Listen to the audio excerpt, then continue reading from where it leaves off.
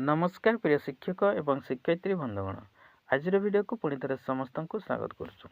तो प्रिय शिक्षक एवं शिक्षयित्री बंधुगण आपण मैंने चिठी को देखिपे चिठी रही आपंकर directorate of elementary education Odisha Bhubaneswar आपंकर चिठी रही 4/2/2024 जोटा कि सब्जेक्ट थिला आपंकर submission of income tax assessment for the year 2025 and 26 एवं ए इनकम टैक्स असेसमेंट आपण माने आपनकर ऑफिस रे 12 फेब्रुआरी 2024 सुधा दाखल करिया पई आपण मानकु निर्देशटी रहितिला।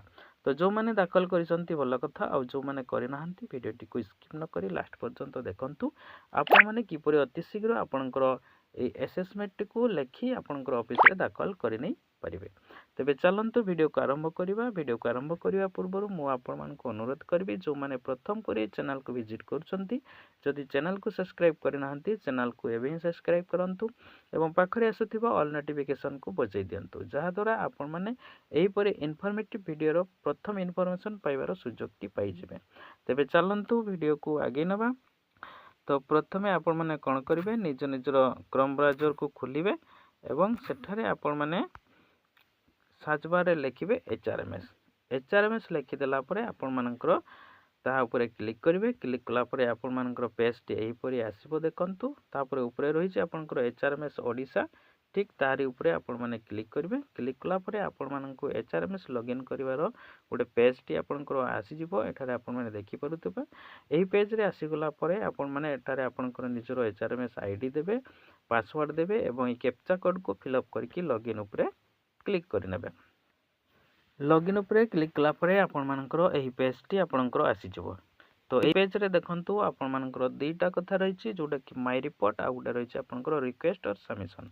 तो एही पेज रे आपनकर रही छि आपनकर जो इनकम टैक्स असेसमेंट रो समस्त फॉर्मेट बा प्रत्येक मास रे आपण माने केते दरमा केते कोन पाइछंती समस्त हिसाब सब एही पेज रे रही छि। तो सेडा को आपण माने किपरि पाइबे मु ताहा एठारे आपण मान को बतै देबी।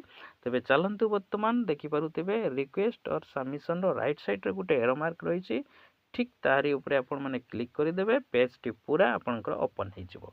पेज टी ओपन हे गला परे एठारे आपण माने देखिबे माय एनुअल आईटी रिपोर्ट ठीक यारे ऊपर आपण माने क्लिक करिवे। सेठारे क्लिक कला परे आपण मानकर नेक्स्ट पेज टी आसी जिवो।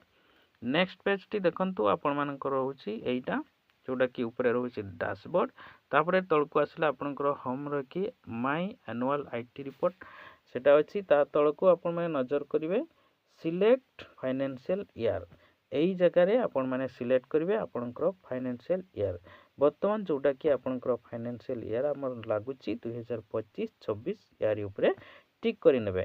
टिक करि सल्ला परे देखंतु तळे रही छि आपण मानकर डाउनलोड रो गुटे ऑप्शन ग्रीन बॉक्स भितर लिखा है ठीक ए डाउनलोड ऊपर आपण माने क्लिक करिवे। क्लिक कला परे आपण मानकर पेज टी डाउनलोड हे जिवो।